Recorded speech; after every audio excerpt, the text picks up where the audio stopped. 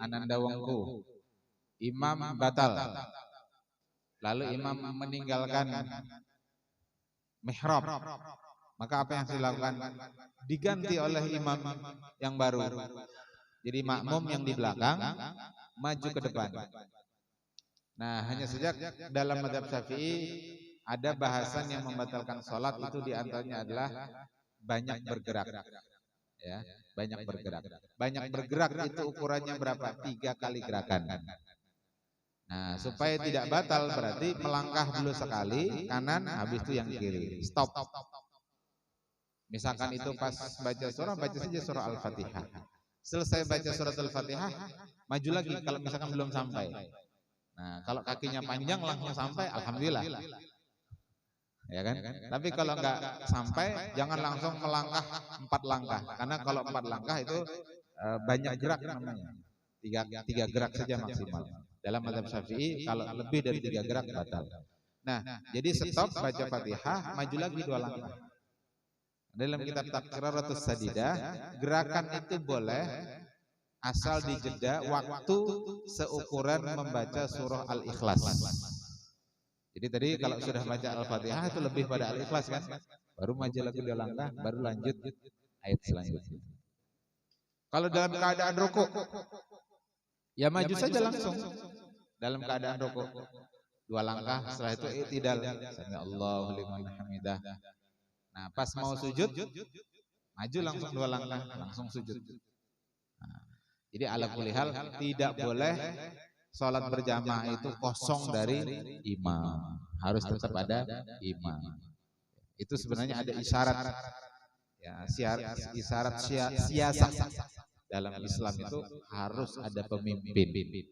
Nah, tapi pemimpinnya harus yang memenuhi syarat yang layak sebagai pemimpin. Makanya yang di belakang imam itu mestinya orang-orang yang paling baik bacaannya dari yang lain, paling banyak hafalannya. Jadi sadar dirilah yang bacaannya masih belum pas, jangan di belakang imam. Gitu ya. Nah, apalagi yang jadi imam, itu mesti yang bagus bacaannya. Qari dia. Qari itu apa? Bacaan Al-Fatihahnya bagus.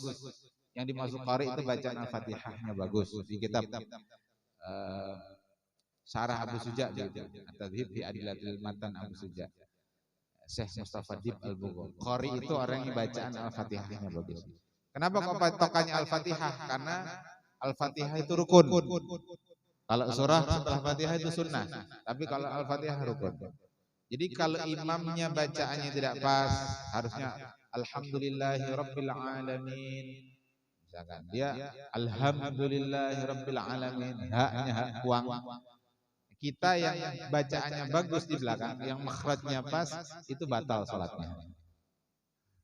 Ya, jadi tidak sah salat kita bermakmum dengan imam yang bacaan surah Al-Fatihahnya itu salah. Gimana solusinya? Mufaraqah. Ya, berhenti dari berjamaah, berniat tidak mengikuti imam. Nah, makanya jadi imam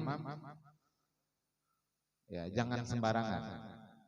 Yang sudah dijadwal jaga betul jadwal antum. Ya, yang merasa bacaannya kurang bagus sadar diri, jangan mengajal jadi imam. Enggak ada di jadwal mengajal. Itu membuat yang lain yang lebih bagus bacaannya batal semua itu. Ustaz Bahraini, Ustaz Melius jadi batal juga. Kalau misalkan ada santri bacaannya kurang pas. Nah gitu ya.